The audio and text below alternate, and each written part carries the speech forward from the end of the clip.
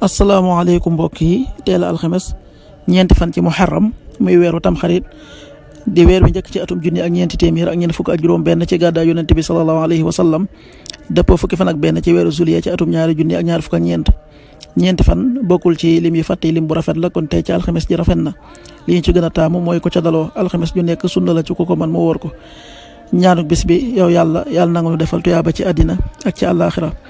yàlla nangu nu musal ci mbugalum sawara allahuma rabbana atina fi dunya xasana wa fi l axirati xasana wa qina adaba annar allahuma rabbana atina fi dunya xasana wa fi l axirati xasana wa qina adaba annar xadisu bis bi jëlef na ci Anas ibnu Malik yàlla na yàlla gërëm ko mu ne yonente bi salallahu alayhi wa sallama ñaan gi moo ëpp ci li mu daan ñaan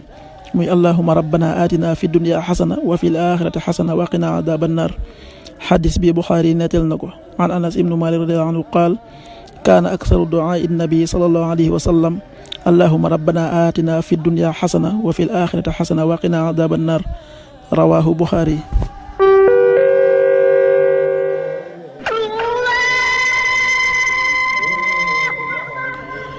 waxtu julli yi suba waxtoom dana tàbbi 5h33 juróomi waxtu yu tegal fanweeri simili ak ñett tisbaar 13h40 benn waxtu wu tegal ñeent fukki simili takkusaan 16h40 ñeenti waxtu yu tegal ñeent fukki simili timis 19h40 juróom-ñaari waxtu yu tegal ñeent fukki simili gee 20h51 juróom-ñetti waxtu yu tegal juróom fukki simili ak benn loolu mooy waxtu julli si Touba ak li ko wër bu fekkee nekkoo Touba soo ko féetee penku ñaar fukk ak juróom-ñaari kilomètre ju ne wàññil benn simili